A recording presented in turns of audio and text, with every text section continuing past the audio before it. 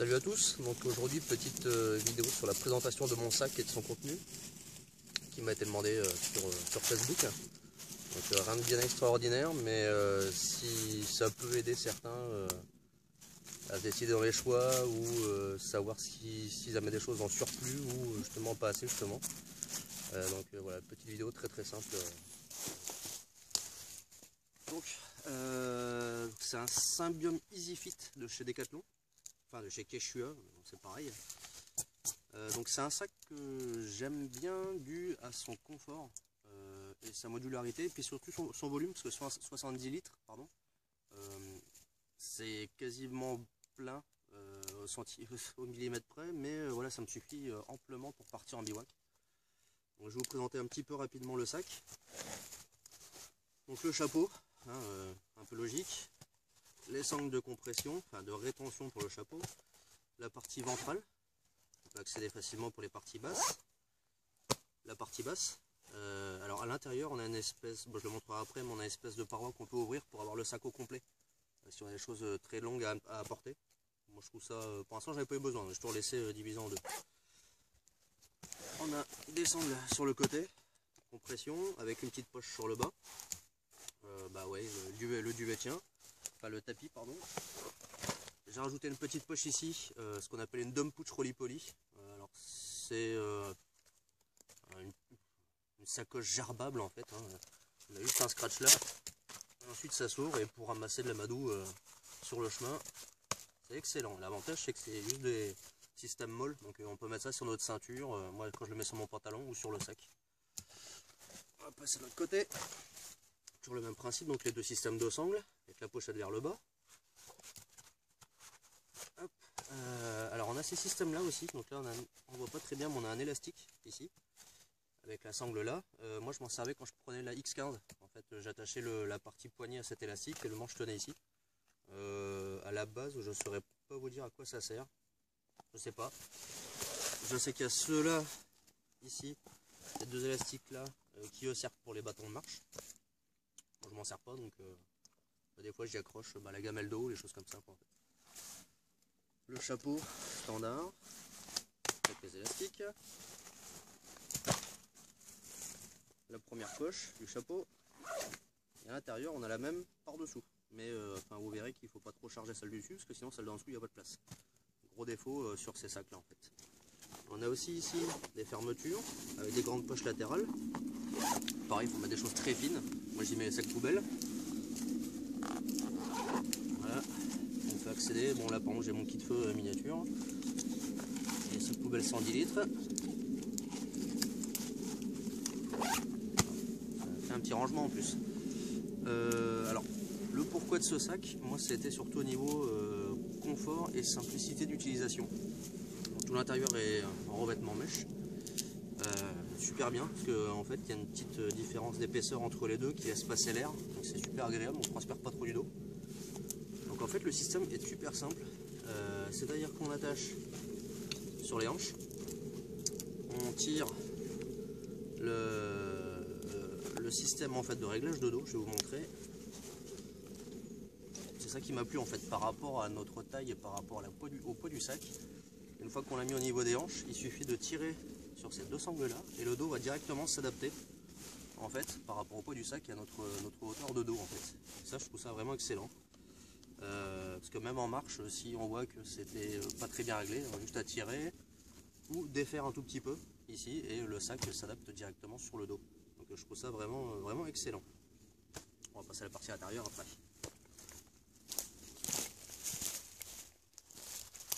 Alors, on va faire en direct le matos extérieur et puis l'intérieur du sac, hein, ce sera beaucoup plus simple pour moi.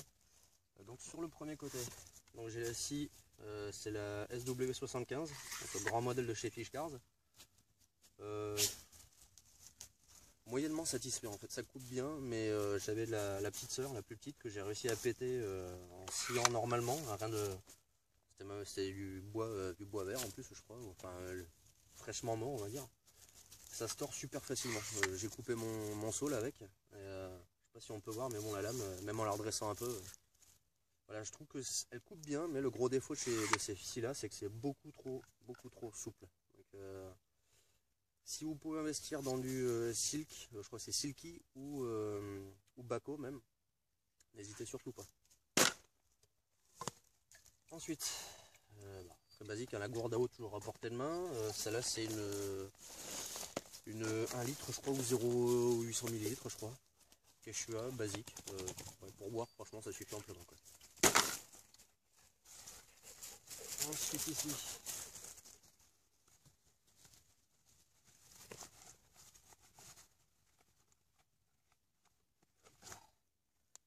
La petite pelle. Alors celle-là je l'ai acheté 7 € en métal quoi, en basique. Ouais, métal à la con quoi. Alors le seul défaut c'est que la poignée se barrait, donc il a fallu que je la bourre de colle néoprène et là maintenant c'est bon, ça tient. Le truc que j'aime bien de celle-là c'est qu'elle a une housse. Donc c'est les pelles pliables qui font bêche et pelles. Pour la présenter, je pense que tout le monde connaît. Mais c'est le coup de la housse que j'aime bien parce que ici c'est très vaseux, très boueux. Et c'est vrai que la housse empêche un petit peu, même après lavage, d'avoir l'odeur de croupi en fait quand on marche. Parce que franchement, en quelques heures, c'est vachement chiant d'avoir cette odeur là quoi. Donc ça empêche un petit peu.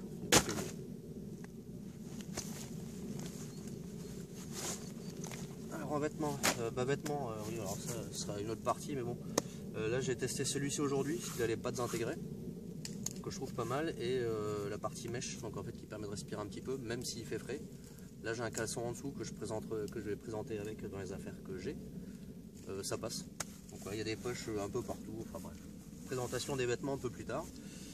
Juste celle-là, je suis en train de le tester, ça vient de chez Decat, dans la partie chasse, je crois que c'est Soloniac, ouais c'est ça, Soloniac, avec l'intérieur polaire. Très satisfait pour l'instant, très satisfait. Je verrai après, par des temps beaucoup plus froids, ce que ça va donner quoi. Donc voilà, en fait, chemise à fin, une seconde peau, celui-là, et puis au cas où, le kawaii qui fait poncho en fait en ouvrant sur les côtés. Je trouve ça super bien, et puis il est pas lourd. Le sifflet de sécurité, toujours à portée, un élastique. Moi je trouve assez voyant, c'est pas plus mal. La poche à eau, qui a la particularité sur ce sac d'avoir de chaque côté les élastiques pour justement les maintenir. À l'extérieur,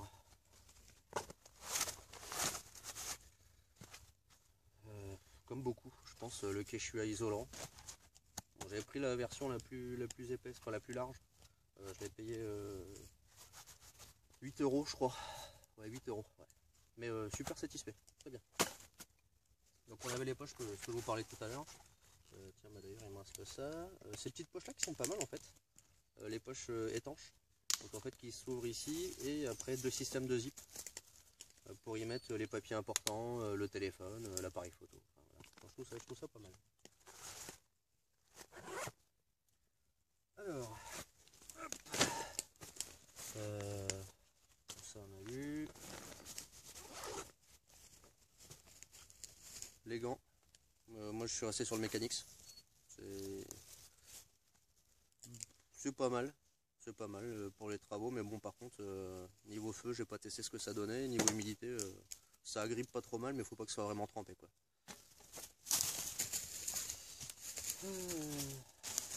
Le petit mort à survival, j'ai toujours sur moi en plus du SC6.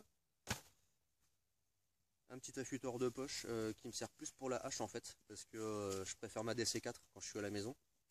Mais ça c'est vraiment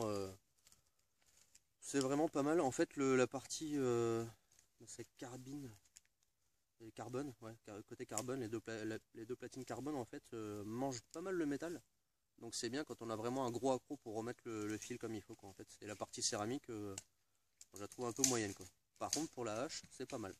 Céramique ça fait un truc tranchant, vraiment rasoir. Tout le monde connaît le Tin on the Rope, donc c'est du bois gras. Je garde toujours à portée parce qu'on sait jamais. La frontale.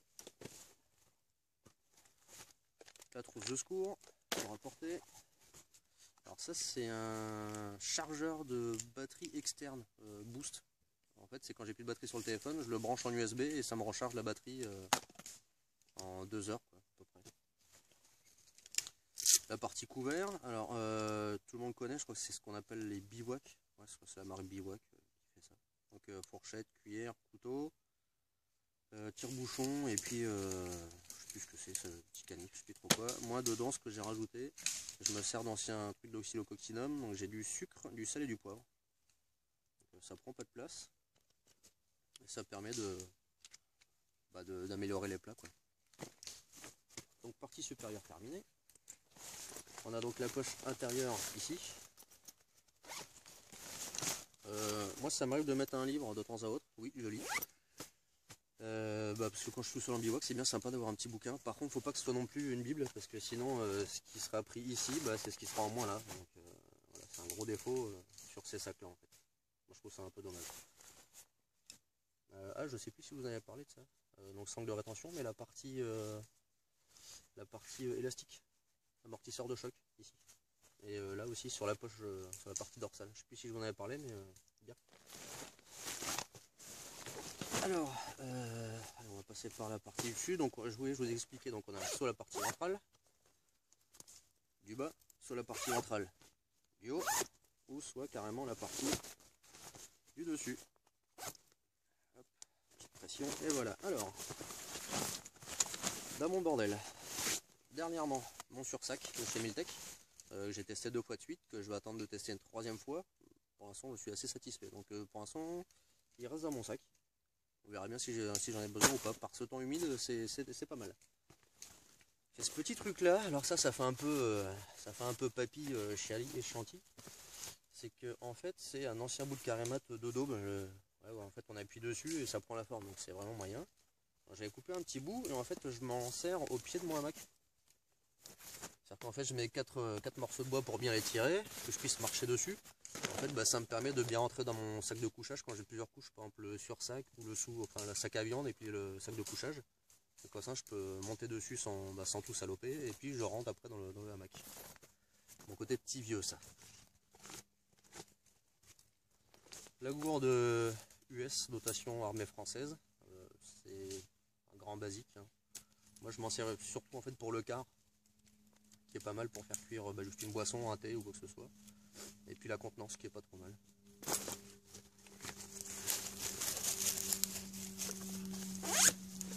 Alors, poche intérieure, ici je sais pas si vous allez voir, j'ai ma poche à eau de 3 litres, avec le tuyau qui ressort devant. J'ai, super important, le PQ dans du plastique. Une bâche secondaire à pas cher, je crois que j'ai dû en 2 par 3, j'ai dû avoir les deux à 4 €. C'est bien en fait quand je peux pas mettre mon hamac en dessous du mien, le hamac porte-sac. Si je dois le mettre un peu à part, au moins j'ai une deuxième bâche au cas où. Le système de cordage principal avec la protection que je me suis fabriqué pour mon hamac. Le hamac avec moustiquaire intégré. Le set de popote, alors celui-ci c'est un but à gaz. Oui, c'est ça, but à gaz qui s'ouvre en deux avec la petite poignée. Je trouve ça pas mal, enfin, pour une personne quand on est tout seul, qu'on n'est pas un gros mangeur, ça suffit amplement. Voilà, avec la petite poignée traditionnelle. C'est livré avec le réchaud que je n'ai pas amené aujourd'hui parce que je suis pas en mode bivouac, hein. C'est juste une présentation. Mais sinon j'ai le réchaud, la tête avec les petites bonbonnes.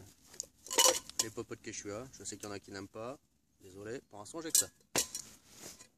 Mon set de cordes, alors là je l'ai gardé intact parce qu'en fait c'est mon set de cordes qui va avec le tarp qui se trouve ici. La fêtière et puis les bonnes distances pour refaire les 4 coins bien serrés. C'est chiant toi. Mon lot de cordage de toutes les tailles, de tous les diamètres différents, c'est ce que je me sers le plus en fait. Donc, ça passe pas lourd, ça prend pas énormément de place. Alors ça me sert pour 2 choses. On trouve ça chez Decat, pareil, du Solognac. C'est les petites gourdes pliables pour mes chiens. Les chieurs qui sont là. Comme ça au moins en bivouac aussi peut avoir de l'eau fraîche et pure. Parce que c'est vrai que l'eau ici est un peu dégueulasse. Donc vu que j'ai un peu pitié de mes chiens, j'amène toujours un surplus de flotte qui puisse au moins le soir avoir de l'eau fraîche. Et quand j'ai pas mes chiens, ça me sert aussi à moi pour éteindre le feu ou laver une gamelle ou un truc comme ça. La partie vêtements, donc une soft shell qui tient super bien la température le soir quand on est un peu frais après la fatigue, la transpi, tout ça, bah, c'est pas plus mal d'avoir ça. Ça prend pas énormément de place et j'en suis vachement satisfait depuis le temps que je l'ai. On a donc, alors là j'en ai un en dessous, je vais pas vous montrer, mais c'est les caleçons qu'on a de l'armée en fait, c'est les premières peaux en fait, c'est nos pantalons et t-shirts, et à peine on les met, on sent vraiment la chaleur qui arrive, quoi. Donc c'est vraiment, ça prend pas énormément de place dans le sac, ça pèse pas lourd et ça marche super bien. Et pour le tarif, je crois qu'on peut les avoir, on a sur Prix Militaire, je sais pas, genre 5 € le pantalon et 5 € le haut, quoi. Donc très très bien. Un chèche. Parce que ça sert à prendre quand il y a quelque chose de chaud, pour essuyer le couteau, pour se mettre sur la tête quand il y a des moustiques, quand on a froid au cou, enfin, ça sert à tout. Ma petite dernière, donc la hachette de chez Husqvarna. Je leur ferai une vidéo exprès sur celle-là, avec l'étui que j'ai quasiment fini. Un système d'élastique. Très content de moi. Donc voilà pour la partie principale du sac en bivouac une personne. Ensuite la partie basse, le set de cordes pour le hamac secondaire, que ce soit filet ou hamac double, tissu parachute, que je puisse mettre mes affaires dedans. Je préfère le double personnellement pour mettre les affaires, parce que je peux vraiment tout étaler. Le sac à viande de chez Situs Summit, le Thermolite Reactor Extreme, soi-disant plus 15 degrés, soi-disant. Le deuxième hamac, alors celui-là c'est le hamac filet basique. Moi je m'en sers plus en fait comme chasse de camp, je préfère. Parce que le problème c'est qu'avec le poids du sac il est tellement élastique que limite il faudrait que je le mette au-dessus de ma tête pour qu'il touche à peine au sol. Donc beaucoup trop élastique, mais très bien par contre pour une chasse de camp quand il est doublé. Et puis celui-ci, donc le sac de couchage, donc c'est le Snoop Pack Sleeper Extreme. Confort -7 et confort température extrême -12. Donc, vous voyez, il est quand même assez. Le sac de compression fonctionne bien. Voilà, il est assez compact. Je suis assez content. Bah, je pense que j'ai fait le tour. Si après sur moi, le neck, dans ma poche ici, les clés de la voiture et ça sert toujours une petite boussole. Ça prend pas de place et ça sert. Et puis ici, le SC6. Hein. Avec son petit feu dans la poche, l'allume-feu, le Fire Steel, et puis voilà. Je pense que j'ai fait le tour, maintenant je peux remballer. Bon, j'espère que cette vidéo vous aura aidé, aiguillé peut-être pour certains produits. Maintenant, aussi une chose importante, c'est penser bien à la répartition du poids dans vos sacs. Ça y fait énormément pour les longues marches, moyennes et longues marches, parce que si c'est bien réparti, on s'abîme moins le dos et on fatigue beaucoup moins. Donc voilà, à bientôt. Non, deux choses que j'avais oublié de préciser, je m'en suis aperçu en rangeant mon sac. Donc, le tarp principal, comme beaucoup de personnes ont, j'ai acheté chez Castorama à 11 € en 2x3, très très bien. Je crois que j'avais oublié de le préciser parce que j'avais parlé du deuxième tarp, mais ça c'est le principal. Et surtout, au niveau du sac, c'est cette petite poche là, je sais pas si on la voit très bien, qui contient en fait le sursac de pluie. Qui est intégré dans ce sac là, alors que d'autres ce sont des options. Voilà, c'était juste une petite piqûre de rappel pour moi parce qu'en fait j'ai complètement oublié de le préciser. Voilà, salut.